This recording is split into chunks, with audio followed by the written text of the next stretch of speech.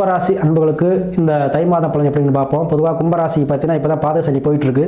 பாத சனி போனாலும் ஒன்றும் பயப்பட வேண்டிய அவசியம் இல்லை. பேசும் விஷயங்களில் நம்ம வாக்கு கொடுக்குறது எல்லாம் வந்து கொஞ்சம் கவனமாக இருக்கணும். வேறு ஒன்றும் பாதிப்பை கொடுத்துடாது. மற்றபடி வருமானங்கள் அதிகமாக இருக்கும். குடும்பத்தில் மன மகிழ்ச்சி இருக்கும். ஏன்னா வருமானம் வந்துட்டாவே குடும்பத்தில் மகிழ்ச்சி வந்துடும். ஸோ கடன் மணி இருந்த பிரச்சனை நீங்கி வருமானம் அதிகரிக்குங்க.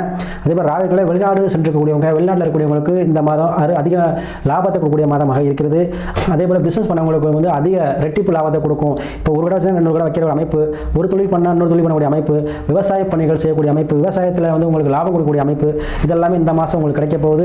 அதே போல் 2ல் சனி இருக்கிறதுனால உங்களுக்கு வந்து பார்த்தீங்கன்னா குடும்பத்தில் இருந்து வந்த கடன் பிரச்சனை வந்து நீங்க போதுங்க. ஏன்னா வருமானம் அதிகரிக்க போகுது. வேலை வாய்ப்புகள் கூடி வரும் காலமாக தை மாதம் இருக்கும். ஏன்னா சனி எண்ணில் இருக்கும்போது வேலையை கொடுத்துருவார், வேலை வாய்ப்பை கொடுத்துருவார். யாருக்கெல்லாம் வேலையிலேருந்து நீங்கள் வந்து நின்றுட்டீங்களோ, வேலை கிடைக்காம இருக்கீங்களோ அவங்களாம் வேலை வாய்ப்பு கிடைக்க போகுது இந்த மாதம். அதே போல் திருமணம் சார்ந்த விஷயங்கள் அது வந்து கண்டிப்பாக நடக்குங்க.